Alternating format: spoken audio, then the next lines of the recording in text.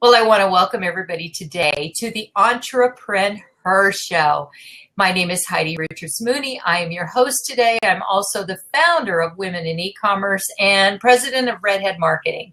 And it is always an honor and a pleasure to interview amazing women I meet from around the globe. And today's guest is absolutely no different than any of the other women, but she is different. She's a wonderpreneur. And so I can't wait to share her with you and tell you all about our guest. And hopefully those of you listening in, you'll make sure you connect with her at some point. And thank you all for being here. So let me tell you a little bit about her. Her name is Meghan Gilroy. Travel and business have always been interwoven in Meghan's world. From the time she was a little girl and her mom would bundle her and her brother in the back of their station wagon with rear-facing seats to give her dad, an accountant, a breather after long months of crunching numbers. They covered many states in their family vehicle, which she gleefully colored in on the hand-drawn map. Meghan religiously tracked her goal of visiting all 50 states. Since then, and there's a lot of space in between we're going to talk a little bit about, Meghan has traveled the world, run international retreats, traveling afar for deep inner transformation and healing instead of business or pleasure. Today, she's going to talk about her journey of travel and transformation. Welcome, Meghan. Thank you so much, Heidi. It's fun to be here. Oh, I'm delighted. Tell us a little bit more about your background, because obviously I couldn't do it all in the short time I had. So give us a little synopsis. Yeah, so you kind of talked about my early life when I just loved to travel with my family. And of course, I went off to college, and after college, I had major heartbreak and betrayal and out of control classroom. And that was very confusing to me because I was used to being very successful, definitely come from that overachiever perfectionist background. And at the time when life kind of hit me over the head with a 2x4, I met Don Miguel Ruiz, who wrote The Four Agreements, which is an international best-selling book. Yes. And I went on a retreat with him to Mexico, to the pyramids. And it was just life transforming to me. It really helped me start to tap into my intuition and listen to my heart and not rely so much on the roles I played or my talents for my own self-worth. And that really was a huge life changer for me. And since then, I ran his retreat business for a couple of years. I started running my own retreats, and I've gotten married on a retreat. I've gotten pregnant on a retreat. I've taken my kids on a retreat. So all sorts of things have just influenced my life from doing retreats, and certainly my clients' lives, which is why I love them so much, because not only are they such an impactful way to work with clients, but they also really increase your income in a huge way, and they help you monetize your business. And they let you travel the world. So nothing better than that. Wow. I talk about pivotal moments in your life and having them happen on retreats. Obviously, you were in the right place at the right time. No pun intended. Yeah. So let's talk about international retreats. First of all, why did you choose international retreats as say opposed to retreats closer to home? And why are they so powerful? Okay. Well, we, in our retreat blueprint program, we actually teach both. We teach transformational retreats, and we do focus on destinations, like international destinations, because I think when you take people outside of their comfort zone and you put them in another culture, that's very powerful. We love to get people to align their teachings and their process with the location. And so it's not just about going to some pretty place that you want to go, or, having fun in the sun on the beach, even though those can be great events, but it's pairing your location with the theme and what you're teaching so that you have that deeper transformation. So if you're a health coach, maybe you want to go to Italy and be part of the slow food movement. Or if you're a public speaking coach, maybe you want to go to an amphitheater in our ancient Roman amphitheater. Or if you're a spiritual mentor and healer, maybe you want to go to a sacred site like Machu Picchu or some of the pyramids in Mexico. And so we really help people align their message, and that helps you attract your tribe. And obviously it helps you stand out in your field. And so that's really why I love doing retreats. Is it's about me growing as a leader, me growing as a teacher. It's about my clients having, like they're literally people's face changes, their energy changes, their mindset changes, the action plans they take home with them helps them change and make a really big difference in their life. And so I love having retreats being part of a business that's really successful.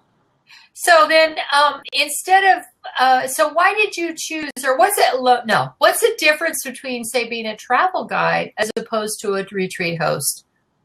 Well, I think travel guides tend to be people who are giving you more like the National Geographic tour. They're telling you, factual information about the place. It's not necessarily meant to impact your own life and your own process. So for me, when you marry travel with transformation, you might want to, like, for example, if I would take people to the pyramids of Mexico, like where Don Miguel took me, and I was taking a group of healers and coaches, I might take them up in a hot air balloon so you get that perspective of what's the big picture of your business, what kind of strategic planning do you have to do.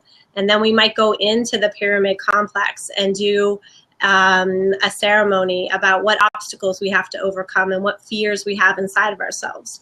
And then we might take a day to go to the hot springs that are a couple hours away and, treat ourselves and rest and restore and rejuvenate. And then we might have some time actually in the conference room of the hotel where we're getting into the nitty gritty of how you might do some marketing that's very service oriented. So that to me is the difference, is that it's not just about seeing the location and learning about the culture or going sightseeing. There's really a reason why you do every single activity that you plan for your retreat, so that, when I take people to the pyramids of Mexico in October, they have an understanding of why we're doing this and how it's going to create something that's going to make an impact on their business when they return home.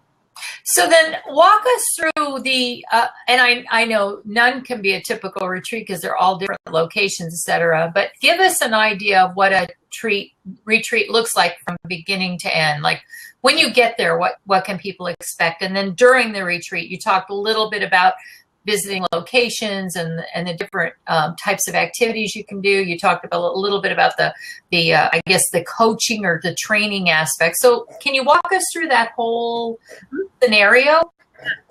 So usually when you want people who love you and who are following you to come on your retreats. You don't want strangers to be showing up. So this isn't just like a random collection of people who happen to want to go to France. This is people who want to come and get to know you, and they like what you're doing in your business already. And so usually the first night, you usually arrive around dinner time, and you have a kind of welcoming dinner where everyone gets to meet each other, a meet and greet. And then you want to take some time to just set the stage for the event. You want to make sure that you establish yourself as a leader and kind of explain the ground rules of how the event is going to work. Maybe do a little housekeeping, and usually by then people are pretty pooped from traveling to get to where you are. That's like plenty. And then what I like to do on the first morning is to bring the group together at the hotel and actually set up the theme, set up what it is I'm teaching, the processes that we're going to do before we go off on that first activity. And so I like to kind of joke, especially if you're doing things outside, it's kind of like herding cats. It's hard for people's attention to stay focused. So you really want to have it set up ahead of time on like, what are we doing? What process are we going through? And then you just give last minute instructions when you're there. And so you want to have a flow to your days of how the whole event is set up. Usually you'll come back in the afternoons, and you want to also have time just for relaxation and rejuvenation, because, all of us are so busy these days that when we go on a retreat, we don't want to feel like we need a vacation when we get home. And right. So we'll build that downtime into the schedule.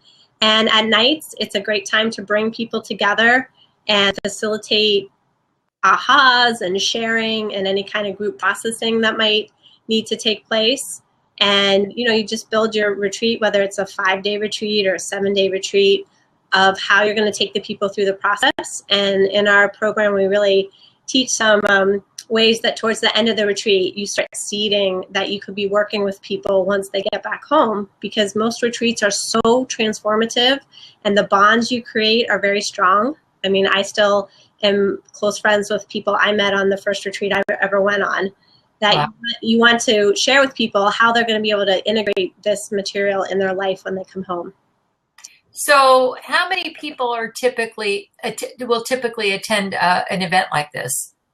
Yep, it really depends on the retreat leader and what they're comfortable with. When I would do retreats with Don Miguel, sometimes we had up to 80 people. Oh, wow. We would take over an entire hotel, and we had it set up so that there would be assistant teachers who were set up so people would be in groups and they would be very well taken care of. And then, a lot of people go on retreats that have 12 people, 15 people, and you can imagine if you price your retreat properly, then you can imagine even if you built in, say, $1,000 per person for your net profit, if you had 12 people on your retreat, that's $12,000. So that's not bad for a week's worth of work. And then if you could sell even half of those people into a year-long program or some kind of follow-up program, you could add another $10,000, $50,000 to your bottom line. And some people start off and they take, 4 or 5 people on a retreat because, either maybe they didn't market it as well as they could have, or, they just didn't get it to fill. They didn't have a retreat page that was set up in a way that's super compelling.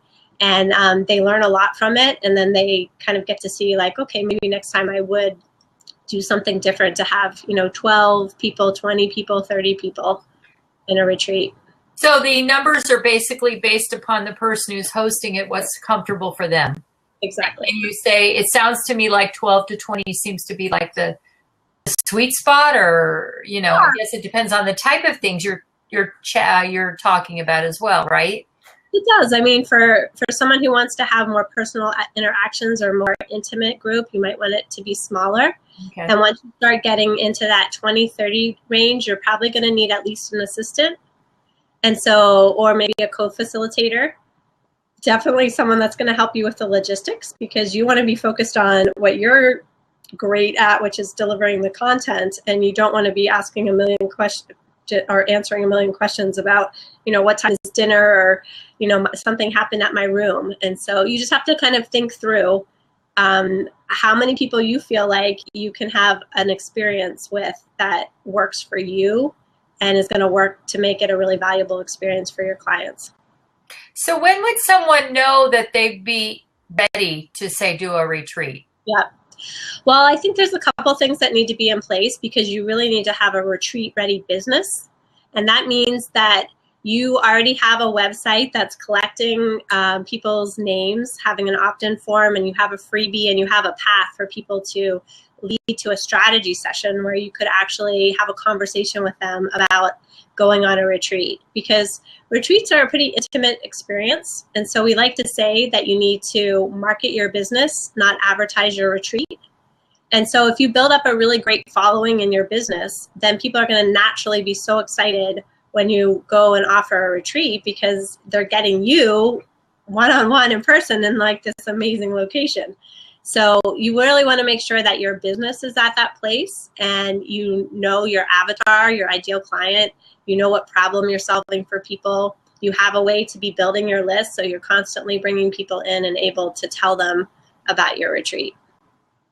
So you mentioned about, and I agree with you, I think that having been on a few retreats, and I've co-hosted a couple of, I would say I've co-hosted 2 international conferences, but they're not, we don't bill them as retreats, we bill them more as summits or conferences, because they're more business, they're more classroom style than they are. We do have field trips, so we do call them field trips, and I'm kind of starting to think maybe we should rethink the marketing of it and make it a retreat, because to me a retreat sounds like, first of all encompassing.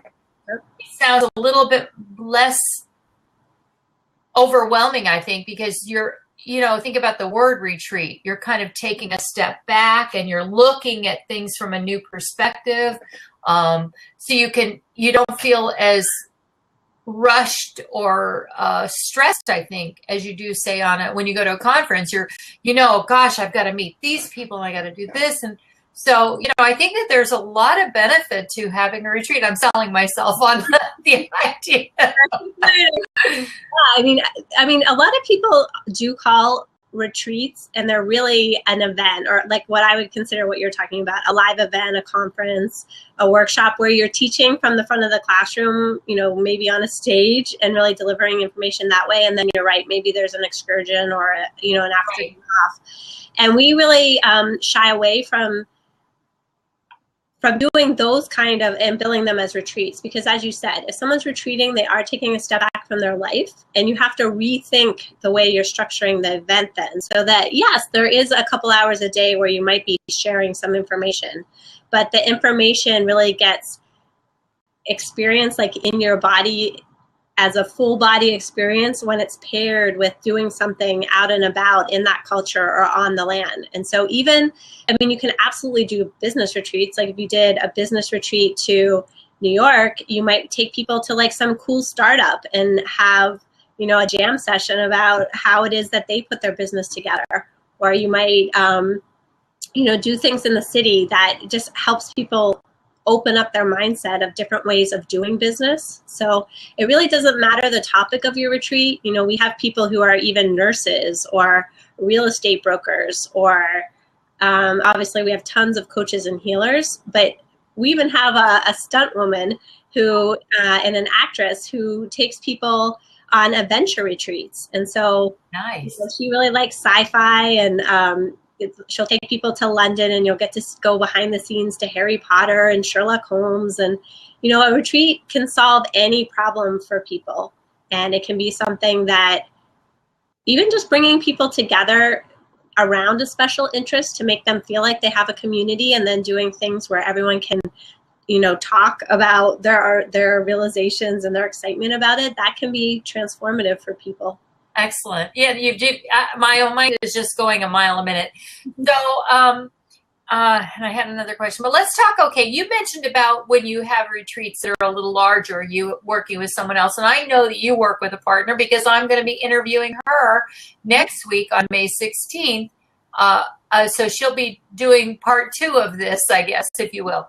And so, first of all, how did the two of you meet and then decide to work together? But before you answer that, I just wanted to welcome a couple people, Karen and Dawn. I know Dawn very well. Welcome, Dawn. Welcome, Karen. Thank you, ladies, for joining us. Go ahead. Now you can answer. I know some of the people on the line today, so that's great. Great. Okay, so my business partner is Sherry Rosenthal, and we own WanderlustEntrepreneur.com.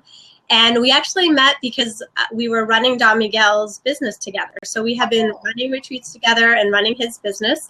And then we kind of both went our separate ways, and we both became coaches. And then Sherry started Journeys of the Spirit Travel Agency, which is a boutique travel agency that's part of our business. And she was getting more and more retreat leaders asking her, how retreats are so much more successful? Like, you're filling your retreats. Like, what are you doing differently that we're not doing? And so she created the Retreat Blueprint program that I mentioned earlier.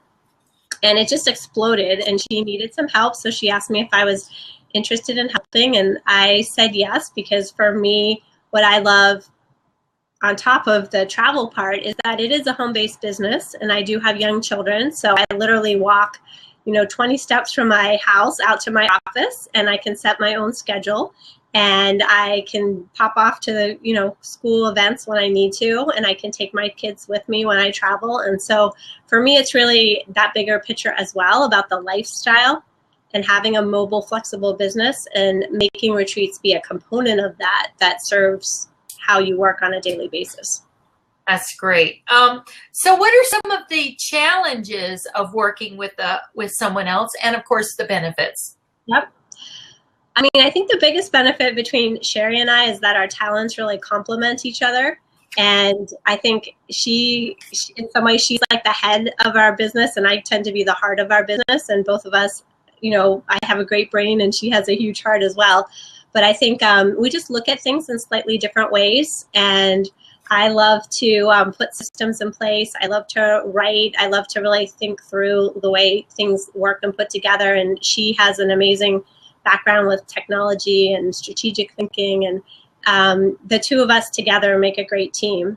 I think our biggest challenge probably has to do with just in growing our team, that there's a lot of training that has to take place and a lot of like very detailed communications. Like if you forget that one little piece, like you always do it this way, except, you know, that especially with an online business, that can be challenging, is just to make sure that everyone's kind of up to speed and they know all the little details of what makes your business work. So then, so let's talk a little bit about running a business. And obviously, I know it's not really a typical day, but what is a typical, and you work from home, so what would it be a typical day like for you when you're working from home? Yep. Well, I'd rather talk about my typical week, because that's how that's fine. That's okay. It's your show, whatever you want to talk about. So I think that way, because I love to look at my week and be strategic about it. There are certain days that I block off for writing and marketing, which for me is hard to do if I'm, you know, on and off the computer, or I'm trying to also do private coaching clients and talking to people. So I have a couple of days a week where my schedule's open, where I can work with private clients and take meetings, and then the other days are just completely blocked off for working on projects. And I tend to hang out with my kids in the morning. My husband is a stay-at-home dad, so he gets them off to school, but we do have family breakfast. And then I usually make my way out to my office, and I'm always checking in on our Facebook group, which is a huge part of our program and our community. And if I'm not like writing or thinking about marketing, we just put up a website for our live event in July in San Diego. Just getting through your to-do list of every day. And I usually try to end a little bit around the time the kids come home from school. I like to have that time before dinner to connect with them and hang out. And then, but after I put the kids to bed, I usually kind of check on Facebook and kind of tidy up the day. And then, you know, there's a couple times a year where I travel and I do a few trips by myself, which is great to kind of have that as a mom of little kids, to have that time away. And then there's some times when I do take the whole family, and that's fun too, because my kids love to travel as much as I do. Well, it must be in their genes. So what have you done to automate your business to help you better manage what your job, what you do?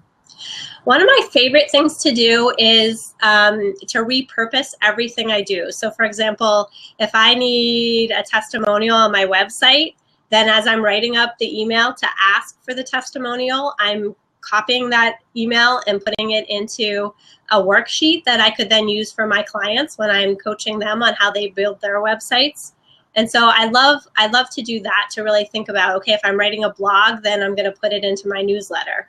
And when you repurpose in that way, you know, I don't like to do anything twice. So, you know, if I have a form I need for one client, then I'm going to reuse that for another client. And when I have a whole process laid out in that way, I'm going to make it into an online program. And when, you know, you have enough material for the online program, then you're going to include that in your retreat or include that in your mastermind. So that's kind of one of my tips with my clients, is to really look at what you're doing and how you can capture those little things that you do all the time. So every time I know I need to send out a welcome email to a new client, I already have that written. I just cut and paste and do a couple edits and off it goes. That's smart. And, you know, and I should be doing more of that too, because I send enormous amounts of email, and just a light bulb went off for me, because there's times when I have to go and search for that email so that I don't have to rewrite it. You know, like I've automated these emails when I invite people. I have the same format, and I just change, obviously, the most important things like the name and what topic and maybe when we're going to do it. So I think that's really smart. But I like the fact that you put it into a document that you can use later. I think that's just brilliant. So thank you for that great tip. Who's your ideal customer? And then how do they find out about you and what you do? Mm-hmm. Yep. All right. Well, this is a process I love to do with my own clients, and we do this in our program. I actually do a meditation to meet your ideal client. And I find that this is a really great way to do it, because a lot of times we kind of generalize who our ideal client is as opposed to making them a real person. And so usually your ideal client is some version of yourself, whether it's, you a year ago or you 10 years ago, but they have similar personality. They might have similar struggles that you have. And when you do this meditation and you really have a conversation directly with them, asking them, what problems do you have? And, what are your fears and what are your worries and what could I do to help you? I find that you get a much more robust picture of who it is. So my ideal client is actually named Virginia, and she is a healer who has just started coaching. She feels kind of overwhelmed about how to take her business, which she probably has like a website online that's more of a resume. And she's confused at how do I make my website into something that really attracts my clients to me and makes income for my business. And so she wants to make a bigger impact on the world. She has a message to share. She knows she has gifts, but she's been playing a little bit small and she's ready to go for it.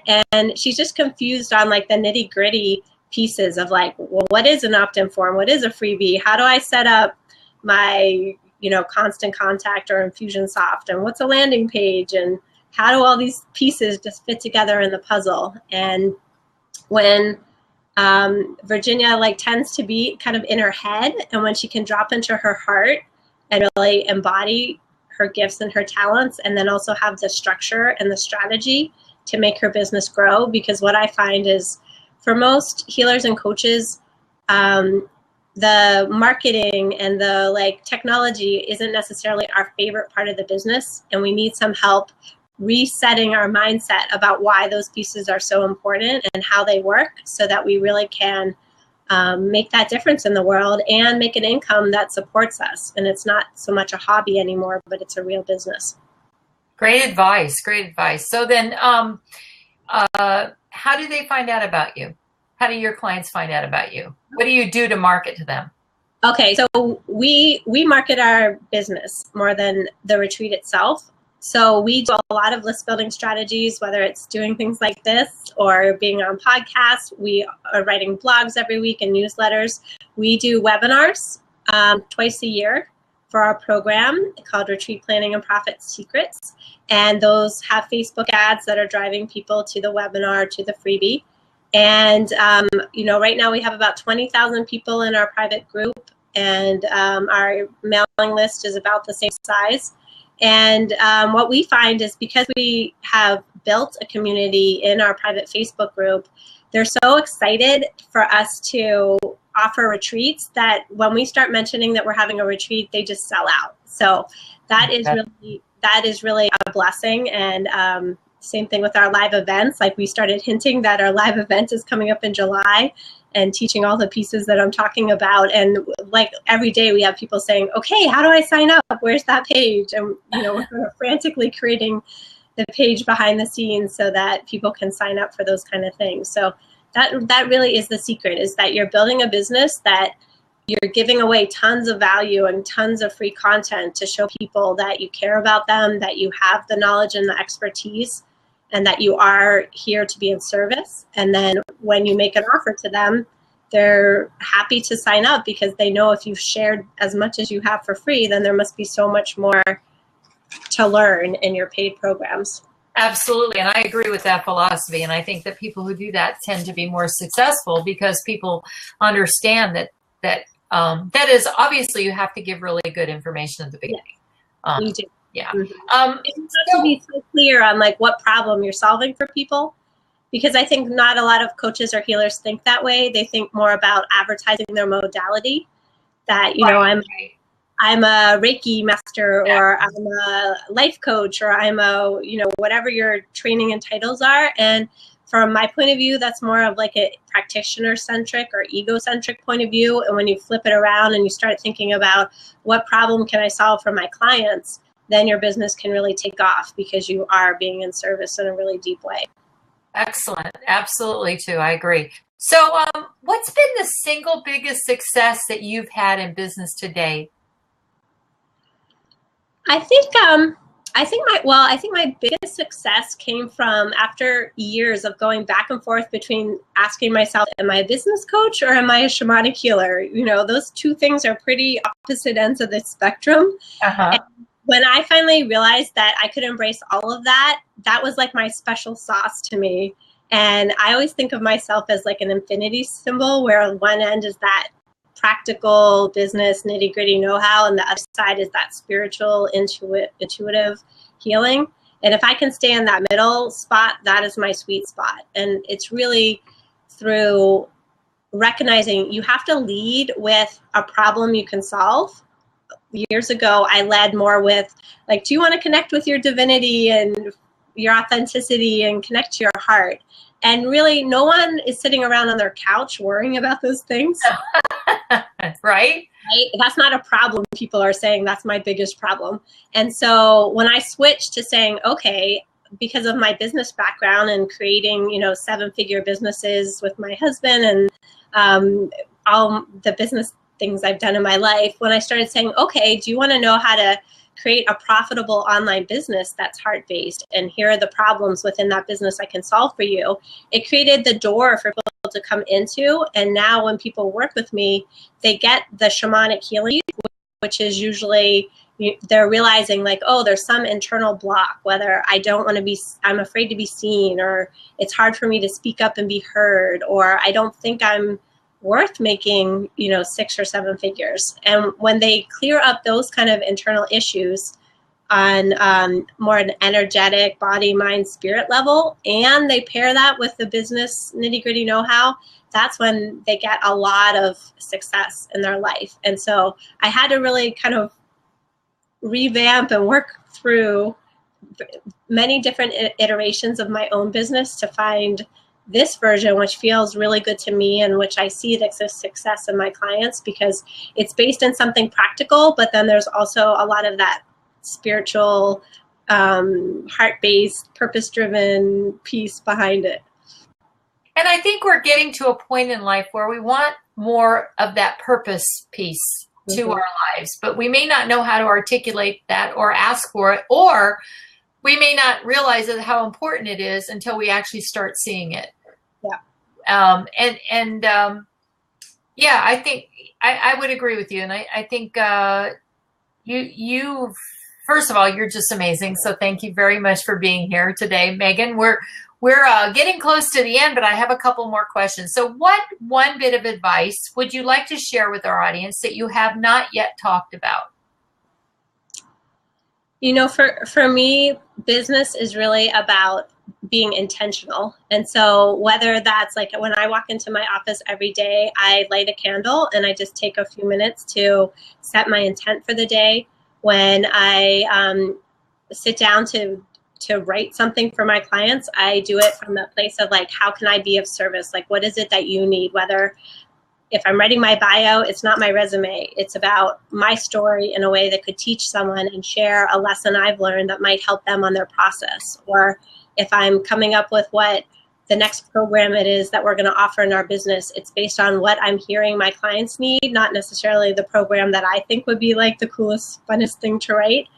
And I think when you're really clear about what kind of business you want to have and how you can marry that feeling you want to have in your business and how that feeling can then extend to your clients in a way that's really of service, that to me is like it, because then it feels very meaningful. It feels very beneficial. And, for me, I love the amount of money I make in order to live the lifestyle that we live. I feel very blessed about that, but I'm really not making money for money's sake. I'm making money because I want to be able to give back. I want to be able to impact more people's lives. And I want to empower other women to go off and do the things that they want to do in their business so that they can touch other people. And I think for me, I feel like I have that alignment with, like, I'm doing something that has a bigger purpose and I'm doing something that's beneficial to the world. And I believe that that comes back to you. And do you feel that when you're doing something that's so in line with what your real purpose is, that it's almost effortless compared to working really hard because you're hitting your head against a wall? And yes, it's effortless, and you can't do it in a way that's not strategic. So that doesn't mean you're not going to have days where you're banging your head against the wall because right. you're doing some piece of technology that's utterly baffling. There's that underlying sense of like ease and fluidity and connections and coincidences that are happening. And then I think when you layer that on top of the goal setting and the prioritizing and being really strategic about what you're doing, that's when you have that really strong combo. And, you know, I agree what you said earlier about, like, most people now feel like they're looking for something more meaningful in life. It's not about just going and collecting a paycheck or, you know, kind of doing the same thing over and over again every day. You want to feel like you matter and the work you're doing matters. And that to me is the joy of having this kind of business and of doing retreats. I agree. Well, wow.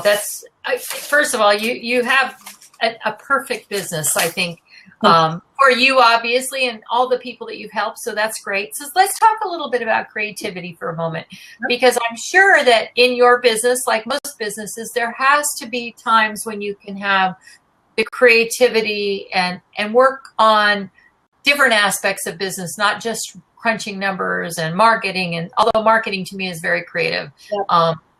So what process, first of all, do you use and to come up with, say, ideas for your client, for yourself, and also for your clients? Yep. I do a lot of meditating. I feel like when I have a question or I'm kind of ruminating on something, I like to get quiet and kind of check in with what my intuition is saying. And I feel like I kind of get downloads. Like once I get an idea or an inspiration, then whether it's like the first thing I wake up in the morning, or I hear something on the radio, or I read a line in the book, and just like information starts coming to me and I really pay attention to that. And then after that kind of flow is happening, that's more when I'll start to really organize it and figure out how to structure it. So I do a lot of that. My business partner and I, Sherry, spend a lot of time doing strategic planning, and, you know, like one of us will come up with an outline and then the other person will add their ideas in it, and then we go back and forth. And I love that piece of creativity. And yeah, I mean, I'm always just like really listening to what my clients are saying and writing down their exact words so I know the language that appeals to them. I'm always like asking questions, and I'm very curious. I love to read, so I'm constantly like reading lots of books that are like on business related topics and looking and seeing what other people are doing online. So I think like there's endless sources of creativity available. That's true. So let's talk about the books you're reading. What are you currently reading and or would recommend to our audience listening? Okay. Well, of course, my all-time favorite is The Four Agreements by Don Miguel. I think that book was just utterly transformative. That right now what I'm reading a business book. I'm reading The Diamond Cutter. Ooh. And this is a book. Of course you would ask that. Oh, that's all right. I'll look it up. The Diamond Cutter. The Diamond Cutter. It's about a gentleman who is a Buddhist, and he went into the diamond industry, and he applied Buddhist teachings to that industry, and he helped build like a $1 million business. And it's just, like, I love businesses or books about how you take spiritual ideas and put them into like very practical business applications. And so that's been a really kind of mind expanding and idea sparking read. And then I always have multiple books going. So I'm reading a book called Parenting with Love and Logic. And that also is a great book for just how you have your kids be more responsible, and just a really loving but practical take on letting your children kind of make mistakes and learn from their own choices, and how you do that in a very guided way. So that's been sparking all sorts of changes in our household. And then for just fun read, I'm reading the Outlander series.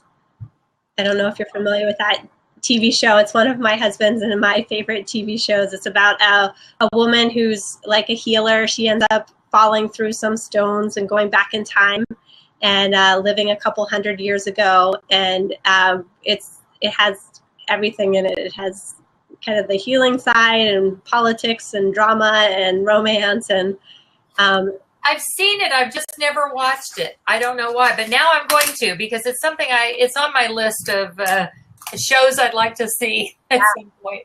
And I feel like it's making my husband and I want to go to Scotland. So at some point we have to do a retreat there. Well, I'll have to sign up for that one. I haven't been there yet.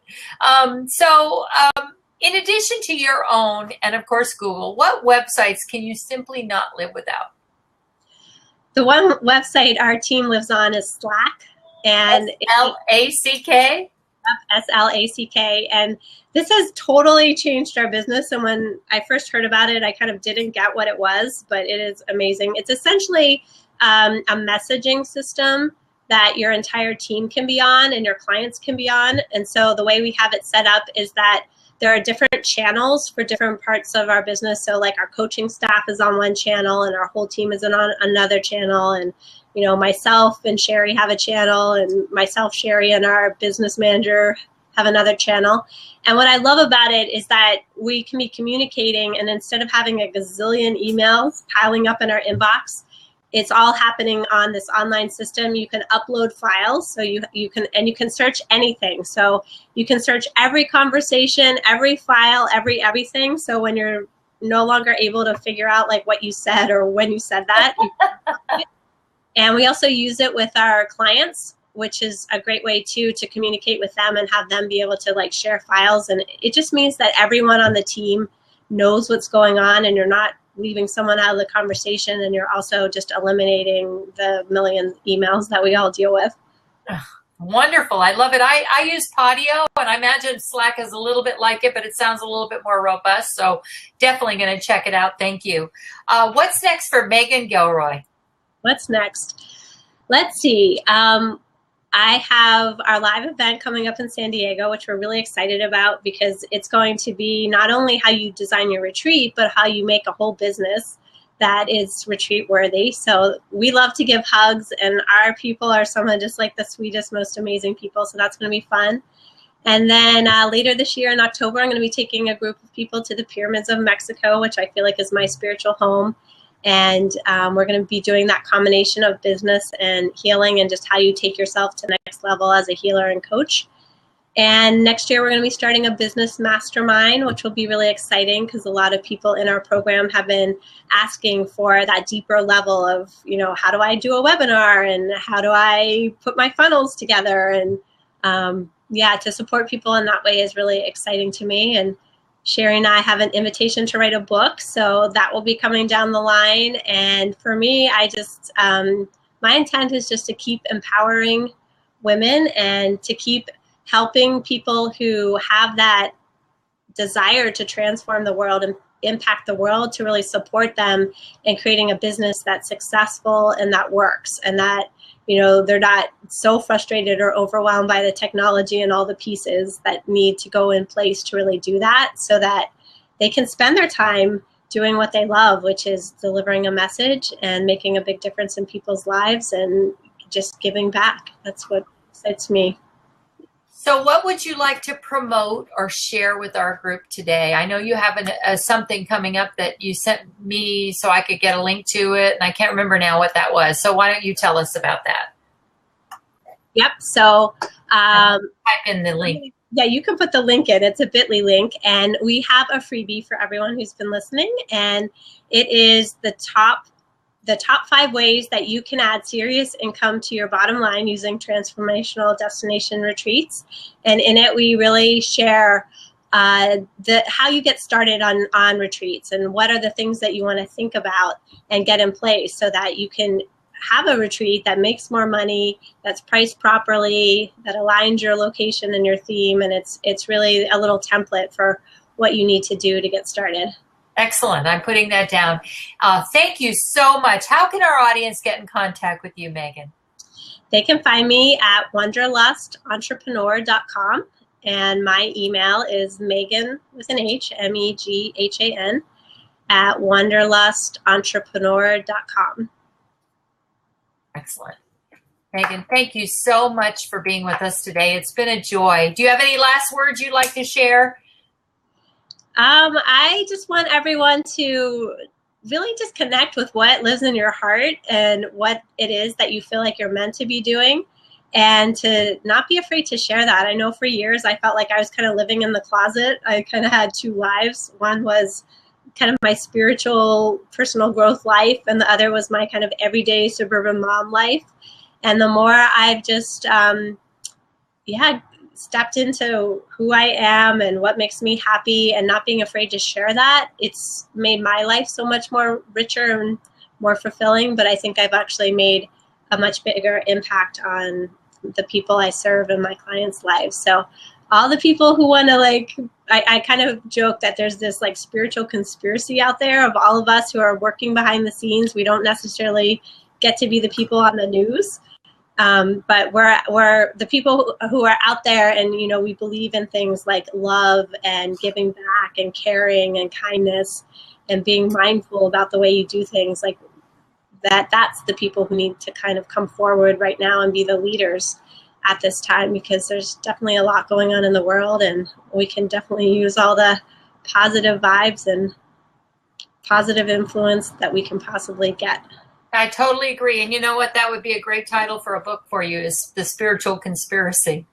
I like it. Check it out. Anyway, I wanted to again thank you for being with us. We've had the honor of chatting with Meghan Gilroy on the EntreprenHer show. Again, this is Heidi Richards Mooney. Make sure you check out Meghan's website, wanderlustentrepreneur.com, and also check out that free resource about getting started with retreats, and that's at bit.ly/wanderpreneur.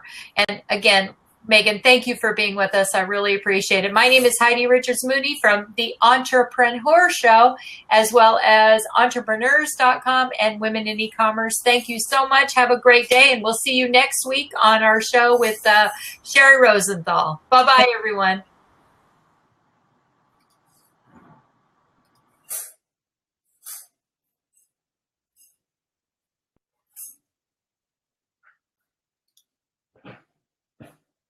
Okay, babe.